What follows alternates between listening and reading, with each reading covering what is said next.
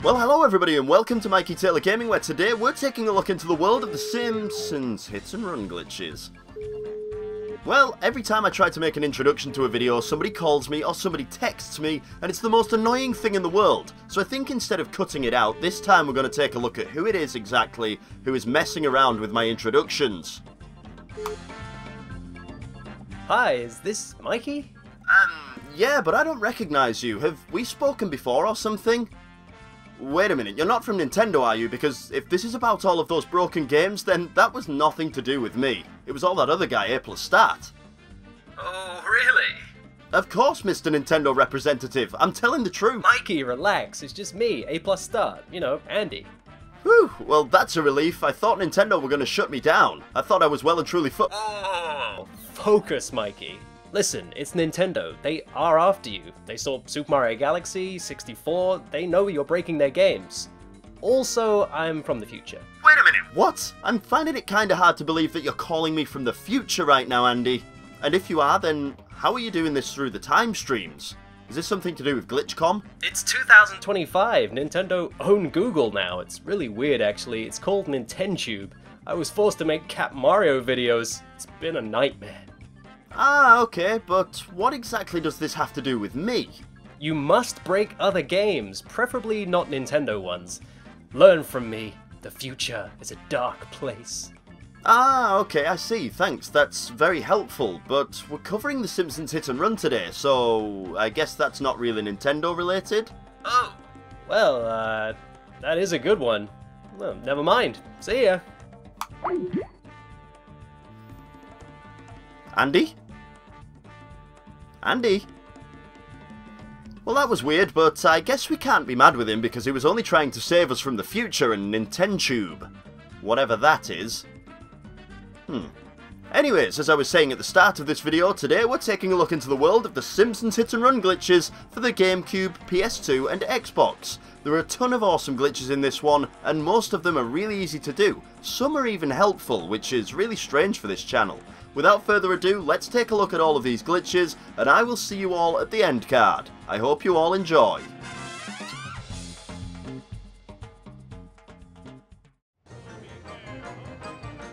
The Simpsons hit and run is everyone's family-friendly version of Grand Theft Auto. There's a lot to explore around the virtual world of Springfield, and I guess we could say there's a lot to explore outside of it too. You know what I'm saying? I'm saying this. Things like this. Everywhere. But before we get lost in the empty side of the Simpsons world, let's check out some of the easy stuff that you guys can do without even breaking a sweat. If you've played this game before, then you'll know it's way too easy to crash into things. There are hazards literally everywhere. Walls, cars, lampposts, trees, people. Hello darkness, my old friend. I've come to talk with you again. Because a vision softly... Crashing into too many solid or heavy objects will eventually make your car explode, turning it into a frame of what it used to be. And you can still drive it too. Yay! I'm not gonna lie, I think this is the most exciting thing I've ever seen. If you pay close attention as the car is about to explode, you'll see that it sets on fire, but you only see this animation for a couple of seconds before it finishes. But wouldn't it be cool if you could drive around with a car that's actually on fire? Of course it would. So let's take a look at how we can do it. For this glitch to work, you have to carefully crash the car that you're using until its damage reaches 100%, without the car exploding. As stupid as that sounds, that's exactly what you need to do. To help you find out how much damage your car has taken, go to any phone booth in the game and you can see the current car damage at the bottom of the screen. That way you know exactly how much careful crashing you need to do before we're ready to glitch. When you eventually get the car to that perfect 100%, just choose to load it, and as soon as it's dropped in front of you, it'll be on fire. And it'll be fully functioning too. Just be super careful with driving it around. Even the slightest crash and it'll give up. Do you have any idea how hard it is to keep this glitch going with so many obstacles? I swear it's completely impossible. If you play the game like me anyway. If you're in need of a little in-game cash for a new car or a new costume that you need for a mission and you don't want to explore around the level sensibly to avoid getting a hit and run, then the solution for you is pretty simple. First, crash into as many people as you can until you get a hit and run. As soon as the warning comes up on screen, press start and choose any mission you like from the mission select screen. When the game finishes loading, the hit and run indicator in the bottom right of the screen will still be flashing, but there won't be any police to chase you and steal your hard-earned money.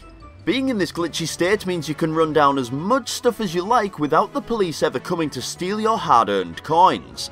To keep the glitch going, you've just got to keep that hit and run bar from running out, so make sure to keep on making a path of destruction everywhere you go, mowing down every person that you can see. How lovely! Time for a personal favourite of mine, and I'm pretty sure that this glitch is going to be one of your favourites in this game too. These street lamps that you can see scattered all over the levels can lead us to one of the greatest glitches that was ever found in this game. Slowly drive into any lamppost that you can see, and when the coin pops out of it, jump out of the car. For some reason, the lamppost will just stop falling. Real physics, am I right? Well, that's nothing compared to what you're about to see. Have your character get back into the car and the hitbox for the lamppost will be completely disabled so you can drive right on into it. Drive the car forward slightly until the lamppost is around the centre of its engine bay, then get out, jump on top of it and do a ground pound to make the car get fired at light speed into the distance. This glitch seems to happen with almost any car in any level and can have many different results. Like in the first level, I managed to get the car stuck on its side and be able to walk right through it. And this is about the only time I've ever seen a car stuck on its side in this game, so that's weird. And on level 6 I even used one of the smaller lampposts in the dock area to launch up onto the planet Hype sign where the car was stuck forever. Seriously, I don't know why, but the game wouldn't let me get into the car no matter what, and the wheels just kept on spinning. Looks like it's a permanent fixture to this sign now. So we've seen how this glitch works, but why don't we take a look at why this glitch works? The reason it actually happens is because of something known as a proxy jump. If you're a regular to this channel, then you'll know all about this kind of glitch. As we've seen in other games such as Space Station Silicon Valley, a proxy jump happens when two objects try to occupy the same space at the same time. Many games don't process this information very well, so usually they'll try to force one of the objects out of the way at high speed, as we can see here with the hippo and the hyena. With the Simpsons hit and run, the lampost's hitbox is inactive after being hit until the character ground pounds onto the car. As soon as the game registers that both the lamppost and the car are trying to be in the same place at the same time, it forces the car out of the way to make things right, with some pretty interesting results. This is one of the easiest and best looking glitches to get working on this game, so it's definitely worth trying out for yourselves. Like I said at the start of this video, there's a lot to explore around the virtual world of Springfield, and we could say there's a lot to explore outside of it too. It's time to look at an awesome and unbelievably simple out of bounds glitch that you'll wonder why testers missed. Head to the back of Springfield Elementary in level 1 and you'll find that the end of the wall underneath the big sign doesn't seem to have the right collision detection. You can almost get Homer to completely disappear into this wall just by walking into it. Once he's in this position, all you have to do is jump and he'll fall right through the ground into an empty, open white void. There is literally nothing down here except for white space. You can see the level above you though by panning the camera around, and it looks really weird. Most of the objects up there poke through the ground, so the roads look like they're mirrored when you look at them from down here. Trying to move your character doesn't seem to do anything at all. If you look at the minimap in the corner, it just looks like they're running in place because it doesn't move. If you want to escape from down here, you just have to open up the start menu and select any mission from the mission select screen. This makes the game load you into the default spawn point for that particular mission, so you're never really in any danger with this one. After trying out this glitch a couple of times, I actually managed to get Homer falling further and further away from the level, and it caused some pretty weird graphical glitches. He only stopped falling when I moved the control stick, so I wondered just how far he could have fallen if I'd have left it alone. The effect of this glitch down here is basically the same, except the level is much further up in the air, so even panning the camera around isn't enough to see it. There is a plane down here supporting Duff though, and I'm pretty sure that that's a tune that Homer can dance to.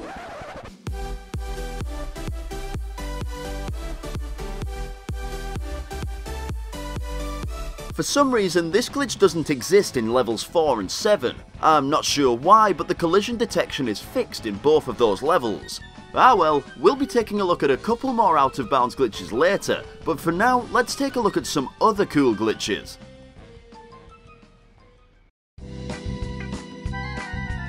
There's a helpful glitch you can perform on the last mission of the first level, the Fat and the Furious. The aim of this mission is to race Smithers to Mr. Burns' mansion, which is just on the other side of the power plant. Easy, right? Just go through the power plant because the door is wide open. Well, no. When the mission begins, you'll turn around to find that the door to the power plant has been blocked off, cutting off your shortcut. So unless you want to race Smithers around Springfield, you can just try this simple glitch out instead. For the cooler looking version of this glitch, drive whichever car you're using halfway into the entrance of the power plant, then head over and talk to Carl to start the mission. When the cutscene ends, turn around to find your car, and this time you'll find that the car you left in the entrance is now trapped halfway through the wall that would normally block Homer from going the quick way. If you get in the car, the wall won't stop you, so you can drive right through to the other side and win the race easily. The second method is a lot quicker. The only difference is you'll have to run over Carl a couple of times to push him into the power plant first. As soon as you talk to him, the cutscene starts and the scene switches back to the car park, but when it finishes, you'll already be in the power plant instead of having to run over to your car. It's not that much quicker to be honest, but if you suck at races, then it can save you some valuable seconds that you'll need. Speaking of sucking at races, there's a glitch in race missions that can help you out in many other missions too. Wow, we don't usually cover genuinely helpful glitches in these glitch picnics. You guys are really lucky today. As I mentioned before, there are a lot of cars on the roads in Springfield, way too many to be able to dodge all of them when you're speeding around like this. Luckily enough, there's another helpful glitch I can show you guys to get every single one of these annoying cars off the road. In any level, find one of the racing missions and start it up like normal. Right away you'll see that in these kinds of races there are no cars on the road to obstruct you, making the races more about your driving skill than it is about dodging 2,321 cars. The aim of this glitch is to keep the properties of these races in normal gameplay, removing all cars from the roads.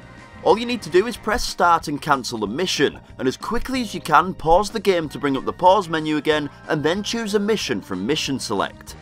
If you did it quickly enough, then when you're reloaded back into the level, there'll be no cars to crash into anymore. The reason this happens is because the game doesn't instantly spawn all of the cars back into the world when the race has ended. It takes a couple more frames to be able to do it, so pausing and selecting a new mission before it has chance to do it skips the entire trigger, spawning none at all. Well, I say none at all, but driving around you'll see that there are still some parked cars that exist. I'm not sure why they're still low if I'm completely honest, but they work as normal, so if you feel like it, take them for a joyride I guess. There is one more thing I need to mention about this glitch, and that is that it doesn't seem to work on every mission that you load into. Some of them will still load like normal, and some of them won't. I'm not sure why, but it seems like some missions are programmed to spawn cars when they're chosen, and that's no fun at all. For the last few glitches in this game, we're gonna need to activate a couple of cheat codes too, so open up the pause menu, head into the options and hold L and R on the GameCube or Xbox, or L1 and R1 on the PS2, then enter the codes you see here. And trust me when I say this, these cheats on their own are enough to get you sidetracked from glitching, so try to stay focused. No messing around with the horn jumping glitch, okay? Alright, maybe a little messing around with it, it's just so hard to resist. Whoa, where are we going? I'm sure we'll land soon, right? It's got to end. Oh yeah, another out of bounds, and with an insane car dance to go with it too. Well, that was lucky, but in honesty, if you bounce around randomly for long enough using this cheat, you can find glitches like this in tons of places. But it's best to use an already destroyed car, because blowing one up out here just makes you fall forever.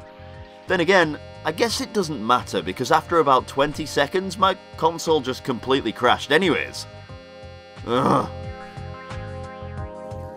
Well, let's get back on track with some scripted glitches, and the first place we want to check out these horn jump glitches can be found in either level 2 with Bart or level 5 with Apu. Drive around until you find this sign for the Matlock Expressway downtown, and drive all the way around it until you reach the downhill slant on the other side. As you come round the third corner, jump and you'll land on an invisible ledge just floating here in the air. No idea why this one's here either, but it's pretty big. You can leave tyre marks all over it and leave the car up here, and you'll be able to see them clearly from underneath too, which is pretty cool. It's completely pointless, but who doesn't love a pointless glitch? I don't think we've had enough of them in this video. We've usually got tons. There's another invisible ledge if you turn around from the place this one is and head back up the highway. Drive with as much speed as you can towards the crusty glass and jump just before you reach it, and with any luck you'll land on another one. It's the same kind of thing, but you have a little less freedom to walk around up here without falling back down to the ground.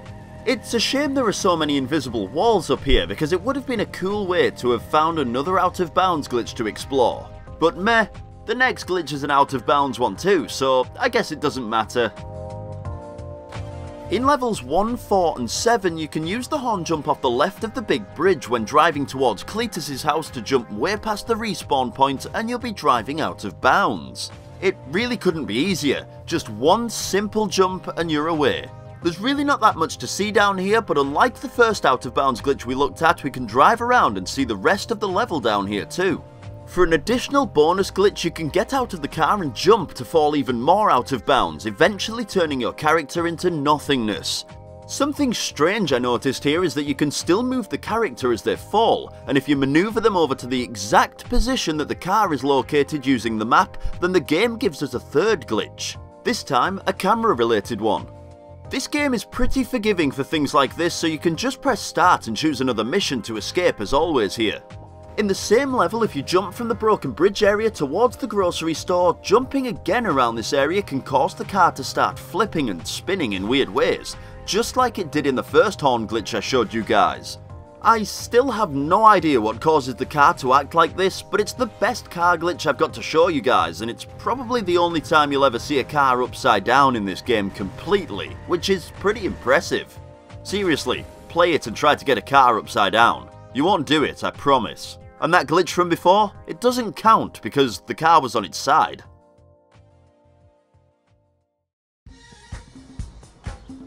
The final and best Out of Bounds I want to show you guys can be found in levels 1, 4 and 7 again, but you're gonna have to put some serious effort in to find this one because you need to have a 100% save game to get it working. I'm going to show you guys how to do this one in level 7 first, since everything you need is here without needing any additional cheats other than the horn jump that we already have active. First off, you'll need to find the hidden RC car on top of the Krusty Burger, but the car will only appear when you're playing on a 100% completed save file, which is why I mentioned that a second ago.